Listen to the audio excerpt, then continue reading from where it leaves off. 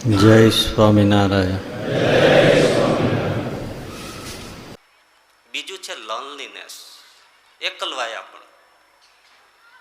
Eric ફ્રોમે એક બહુ સરસ પુસ્તક લખ્યું છે, ધ હાર્ટ ઓફ મેન. બહુ સરસ વાત કરી છે કે આપણે બાળક તરીકે જ્યારે જીવન શરૂ કરીએ છીએ ત્યારે પ્રેમ અને વિશ્વાસથી ભરેલા હોય છે. માતાની છાતીએ વળગી પ્રેમથી વળગી જઈએ છીએ. પિતાની ગોદમાં પ્રેમ અને વિશ્વાસથી સૂઈ જઈએ છીએ. માતા પિતાને, ભાઈઓને, બહેનોને દુઃખ આવે તો આંખમાં આંસુ આવે છે. દૂર થવાનું મન થતું નથી. પરંતુ જેમ જેમ જેમ જેમ બાળક મોટું થતું જાય છે એમ એને પ્રેમ અને વિશ્વાસ ઘટતા જાય છે અને કામ, ક્રોધ, લોભ, મોહની વૃત્તિઓ આવૃત થઈ જાય છે. એક વસ્તુ સ્પષ્ટ કરજો, કામ, ક્રોધ, લોભ, મોહ અને રાગ, દ્વેષથી ઘેરાયેલી કોઈ પણ વ્યક્તિ હોય, સાધુ હોય કે ગ્રહસ્થ, એ ક્યારેય કોઈને સાચો પ્રેમ આપી શકે નહીં અને સાચો પ્રેમ મેળવી શકે નહીં. સ્પષ્ટ કારણ એ છે કે પ્રેમ ઉપર આ બધી દુર્વૃત્તિઓનું આવરણ ચડી જાય છે. એટલે કોઈ પણ વ્યક્તિની નજીક જશે એટલે પહેલી ગણતરી મૂળભૂત વૃત્તિથી કરશે કે આ માણસ મને કામનો છે. જો કામનો હોય તો સંબંધ બાંધશે, સંબંધ વિકસાવશે, જેને તમારી ભાષામાં કહે છે ને મટરપટ્ટી કરશે, સંબંધ કેળવશે. કામ પૂરું થશે, સંબંધ તોડી નાખશે. કોઈ દિવસે સાચો પ્રેમ ન આપી શકે. મોહબ્બતની લાગણી મળતી નથી અહીં. મોહબ્બત વિનાની લાગણી મળતી નથી અહીં. ફરીથી, મોહબ્બત વિનાની લાગણી મળતી નથી અહીં. અહીં તો લોકોના દિલમાં પણ દિમાગ હોય છે, ગણતરી કરીને ચાલે છે. ભલે દિલથી વાત કરતો લાગે પણ એમાં દિમાગ કામ કરતું. હું તમને સીધો પ્રશ્ન કરું, તમે પરિણ્યા તો ગણતરી કર્યા વગર પરિણ્યા છો? તમે બધું તપાસ્યું છે, ઘર કેવું છે, વ્યવહાર કેવું છે, કયા સિટીમાં રહીએ છે, ખાધે પીધે કેમ છે, બેંક બેલેન્સ કેમ છે, ગ્રીન કાર્ડ ભલે હોય કે ન હોય પણ રેશનિંગ કાર્ડ છે કે નહીં, ભૂખ્યો મારી નાખે નહીં. તો બધી ગણતરી કરીને તમે નથી. પેલા લોકો કહેતા કે આપણે લગ્ન થશે ને એટલે આપણે તો બસ અમદાવાદમાં જ રહેવું છે અને શેર બજાર ભાંગી પડ્યું, ગામડે જવું પડ્યું, ત્યાં છાણા થાપવાનો વારો આવ્યો. પછી ઓલી રોજ મેળામાં તું મને કહેતા હતા હું તને અમદાવાદ લઈ જઈશ. લઈ તો જાવી હતી પણ ક્યાં રાખવી તને. મોહબ્બત વિનાની લાગણી મળતી નથી. ગણતરી વગર કોઈ પરિણામ નથી. એનો અર્થ શું છે કે સુખ સગવડતાને તમે પરણો છો, કોઈ વ્યક્તિને નથી પરણતા. તો સીધો હિસાબ છે, જ્યારે વ્યક્તિને ન પરણે તો બંને એક કેવી રીતે થાય? એટલે જિંદગીભર ગ્રહસ્થો ભેળા રહેવા છતાં હૃદયથી જોજનો દૂર હોય છે. સગવડતા ખોળે છે, પાયો ખોટો છે. પણ હજી કદાચ તમને મોહમાં અમારી વાત ગળે નહીં ઉતરે કે સ્વામીજીને ગપ્પુ ચાલાવે છે, અમે તો બધા હાર્ટલી બહુ જ એક છીએ. પણ હું તમને બહુ મજાની વાત કહું. સ્વામી સચ્ચિદાનંદજી, આપણે દંતાલી વાળા છીએ, એમણે એક પ્રયોગ કર્યો હતો.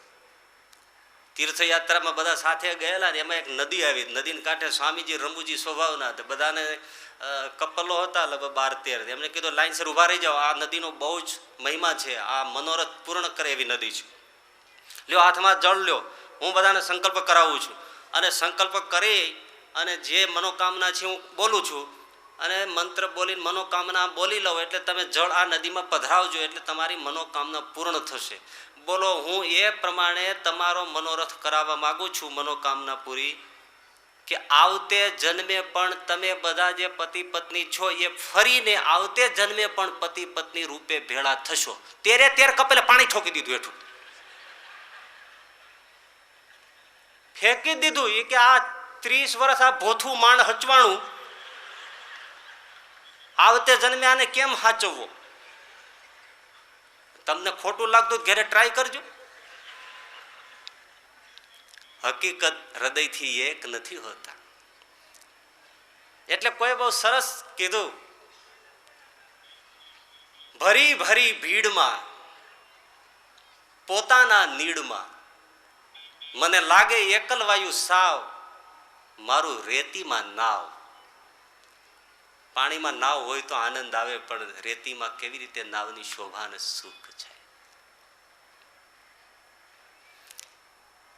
છોકરા છૈયા ચાંચાળા ને પાંખાળા થાય એટલે ઉડી જાય અને ઘર ખાલી થઈ જાય અને પછી એકલું એકલું લાગે, એ સમજી શકાય.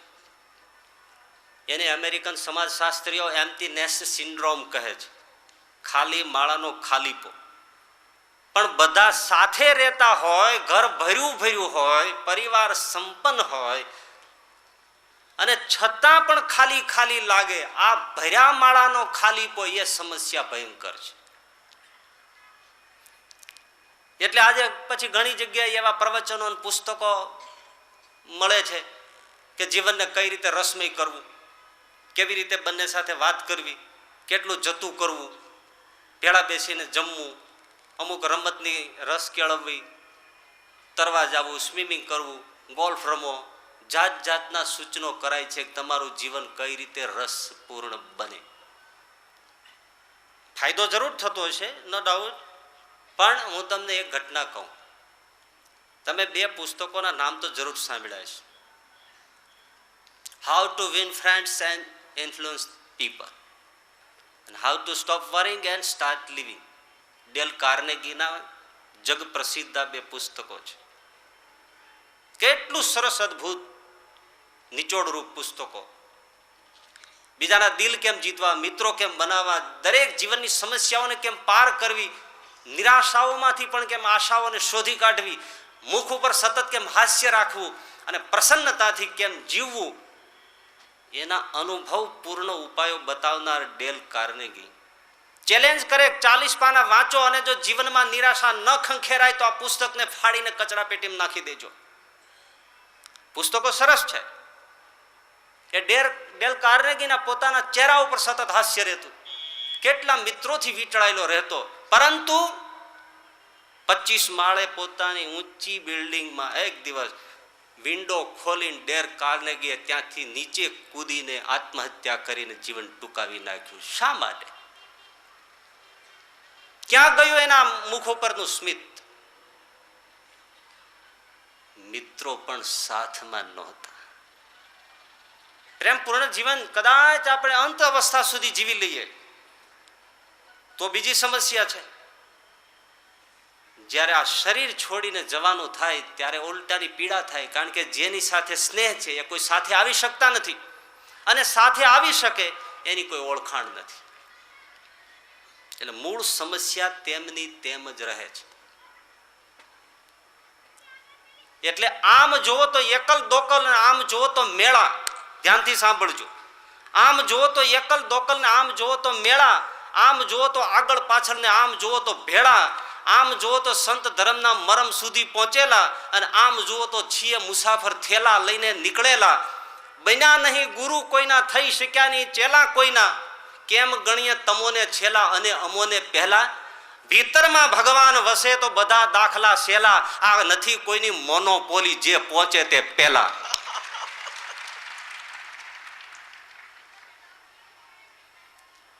સબ જગ નિર્ધના કબીરા, સબ જગ નિર્ધના, ધનવંત નહીં કોઈ, ધનવંત સોઈ જાનીએ રામ નામ ધન હોય. જુનાગઢના નરસિંહ મહેતા પાસે શું હતું? છતાં એના જેવો કોઈ સમૃદ્ધ નહોતો. અંદરની સમૃદ્ધિ છે, એ ખોખારો જુદો હોય. અને રામ માંડલિક જુનાગઢના, એની પાસે શું બહાર બાકી હતું, છતાં જુનાગઢની બજારમાં કૂતરાની જેમ મૃત્યુ પામ્યું. મિશિગન યુનિવર્સિટીના કોન્ફરન્સમાં ડોક્ટર બેન્જામિને પ્રવચનમાં કહેલું, we have more educated people than at any time in the history, yet our humanity is diseased humanity. It is not knowledge we need, our humanity is in need of something spiritual. અધ્યાત્મની જરૂર છે. ભગવાન જીવનમાં આવ્યા, ભક્તિ જીવનમાં આવી, એની સાથે તાર લાગ્યો તો તમામ પ્રશ્નોના સમાધાન છે. ડોલર કેટલા છે એ મહત્વનું નથી, હૈયામાં ડોલરિયો કેટલો છે એનું મહત્વ છે.